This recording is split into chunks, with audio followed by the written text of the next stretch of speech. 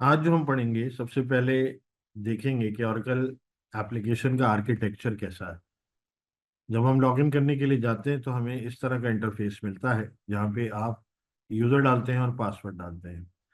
Oracle application web based application है, यानी कहीं से भी इंटरनेट के थ्रू एक्सेस की जा सकती है। यहाँ पर आके हमने अपना यूज़र लिखा। अगर आपका पासवर्ड पहले से सेव है तो वो लिख देगा। मेरी आपसे रिक्वेस्ट ये है कि इस पे आप पासवर्ड कभी भी सेव ना कराया करें। लॉगिन का बटन दबाएंगे तो आप ऑरेकल एप्लीकेशन में जाएंगे। ये कहलाती है हमारी रिस्पॉन्सिबिलिटीज। रिस्पॉन्सिबिलिटीज की एग्जांपल ये है कि अगर आप अकाउंट्स पेबल यूज करना चाहते हैं, अकाउंट्स रिसीवेबल यूज करना चाहते हैं जो कि मॉड्यूल्स के नाम हैं, और जनरल लेजर यूज करना चाहते हैं, फिक्स एसेट यूज करना चाहते हैं, तो आपकी यूजर के साथ उन रिस्पॉन्सिबिलिटीज को अटैच किया जाता है। बाद में हम जाके रिस्पॉन्सिबिलिटीज भी बनाना सीखेंगे। फिलहाल मैं आपको इसका आर्किटेक्चर दिखा रहा हूँ। तो हमें जनरल लेजर में जाना है और इसी तरह एक सिस्टम एडमिनिस्ट्रेटर भी डालते हैं हम। और ये हर एक के पास नहीं होता, ये सिर्फ मेन यूजर के पास होता है। तो हम जनरल लेजर पे क्लिक करेंगे तो हमारे सामने जनरल लेजर के जितनी भी नेविगेशंस हैं, जितने भी आप कह लें कि टैब्स हैं, वो आ जाएंगे। तो एक जनरल के ऊपर जाके मैं एंटर का टैब दबाऊंगा तो ये जावा को रन करेगा। और जावा एक सपोर्टिंग सॉफ्टवेयर है। आपको पता है कि ब्राउजर बेस्ड एप्लीकेशंस के अंदर जावा यूज होता है। हम इसको ऑन करेंगे, ये आपके पास सिर्फ यहाँ पर आ रहा है, बाकी जो आपके ऑर्गेनाइजेशन में होगा वहाँ पे ये नहीं आएगा। तो हमने इसको रन किया। रन करने के बाद ये हमारा पूरा इंटरफेस चलेगा और हम पहली बार ओरेकल एप्लीकेशन में जनरल लेजर देखेंगे। बाय डिफॉल्ट फाइंड जनरल जो है ये इनेबल हुआ हुआ होता है, आप इसको यहाँ से ऑफ कर देंगे। और ये भी एंटर जनरल, यहाँ पे विंडो ऑन हुई हुई है, इसको भी ऑफ कर देंगे। ये कहलाता है आपका इंटरफेस। और यहाँ से फिर हम नेक्स्ट पार्ट करेंगे कि जनरल लेजर का नेविगेटर क्या होता है।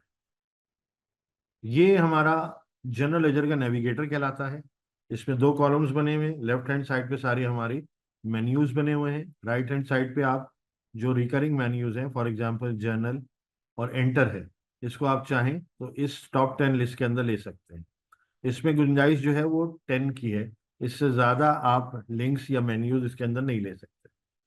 जनरल लेजर का जो नेविगेटर है, तकरीबन इसी तरीके से सारे दूसरे मॉड्यूल्स का भी नेविगेटर होता है। सेटअप जो है वो यहाँ पर किया जाता है। जर्नल एंट्रीज यहाँ पे की जाती हैं, यानी कि जो आपकी बेसिक अकाउंटिंग एंट्रीज हैं वो यहाँ पे की जाती है। यहाँ पे आपको एक प्लस का निशान मिलेगा जिसको एक्सपैंड कहते हैं, और माइनस का निशान है जिसको कोलैप्स कहते हैं। प्लस के साथ एक डाउन एरो है जिसको एक्सपैंड ब्रांच कहते हैं। और इसी तरीके से डबल प्लस एक्सपैंड ऑल, और डबल माइनस कोलैप्स ऑल कहलाता है। अगर मैं जर्नल के ऊपर रख के एक दफा प्लस करूंगा तो ये सारी हमारे सारे मेन्यूज खुल जाएंगे। लेकिन जर्नल एक ब्रांच है, इस ब्रांच के बाकी इंपोर्ट डिफाइन ये नहीं खुलेंगे। उसके लिए हमें यहाँ पर प्लस और एक एरो का जो निशान है जो एक्सपैंड ब्रांच कहलाता है, इस पर क्लिक करेंगे तो ये सारे खुल जाएंगे। डबल माइनस करने से सब बंद हो जाते हैं, डबल प्लस करने से सब खुल जाते हैं। ये हमारा नेविगेटर है और इस नेविगेटर पे हम सबसे ज्यादा काम करेंगे। यहाँ पे अगर हमें स्विच करनी हो रिस्पॉन्सिबिलिटीज, तो ये जो कैप बनी हुई है इस पर जब आप कर्सर रखेंगे तो स्विच रिस्पॉन्सिबिलिटी जब करेंगे तो बाकी अगर मॉड्यूल आपके यूजर को असाइन हुए हुए होंगे, फॉर एग्जाम्पल आप पेबल में जाना चाहते हैं तो पेबल पे सेलेक्ट किया आपने और ओके किया, बिल्कुल वैसे ही नेविगेटर आ गया, लेकिन ऊपर पेबल विजन ऑपरेशन यूएसए लिखा है। ठीक है जी, ये नेविगेटर है। वापस हम जनरल लेजर में आते हैं, क्लिक करेंगे और जनरल लेजर के अंदर वापस आ जाएंगे। तो वही नेविगेटर हमारा जनरल लेजर का वापस अपीयर हो जाएगा। फाइल में जाने के बाद एडिट कुछ ऑप्शन जब हम काम करेंगे तो ये अपीयर होंगे। उस वक्त हम रेलेवेंट ऑप्शंस को, रेलेवेंट मेन्यूज को देखेंगे।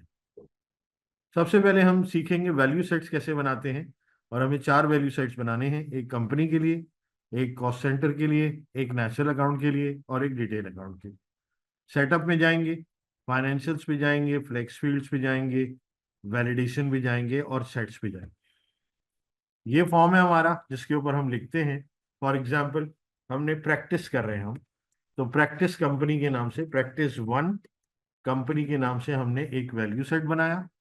साइज हमने इसके ऊपर रखा 1, ताकि हम 9 कंपनीज को इसके साथ रख सके। फॉर्मेट की टाइप कैरेक्टर है, यानी न्यूमेरिक वैल्यू भी है और अल्फाबेट भी हो सकता है और अल्फा न्यूमेरिक भी हो सकता है। इनकी जो वैल्यू आप इसमें डालेंगे, कंपनी का जो कोड डालेंगे, क्या वो वैल्यू किसी पर डिपेंड करेगी? तो अगर इंडिपेंडेंट है तो आप एज इट इज छोड़ देंगे और सेव का बटन दबाएंगे यहाँ पे। ये सेव हो जाने के बाद फिर आप प्लस करेंगे और दूसरा वैल्यू सेट बनाएंगे। दूसरे वैल्यू सेट के अंदर बनाएंगे हम प्रैक्टिस 1 कॉस्ट सेंटर। इसका कोड हम रखेंगे 1 और ये भी इंडिपेंडेंट होगा। अब की हम फाइल में जाके सेव एंड प्रोसीड करेंगे ताकि वो सेव भी हो, नीचे देखें आप सेव भी हो रहा है और नया फॉर्म भी आ रहा है। फिर हम बनाएंगे प्रैक्टिस 1 नेचुरल अकाउंट और इसका कोड हम रखेंगे 2 और उसके बाद इसको भी इंडिपेंडेंट रखते हुए सेव करा देंगे एंड प्रोसीड। और लास्ट हम बनाएंगे प्रैक्टिस 1 डिटेल अकाउंट।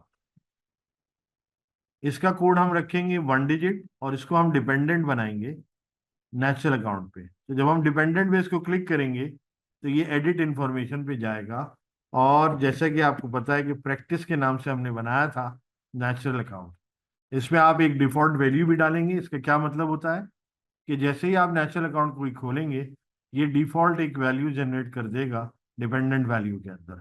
जीरो के अंदर हमने लिखा अनस्पेसिफाइड, यानी ये कोड किसी के लिए भी स्पेसिफाइड नहीं होगा।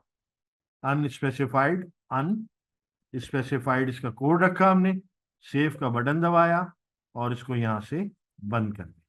ये हमारा पहला स्टेप जो वैल्यू सेट डिफाइन करने का है वो कंप्लीट हो गया।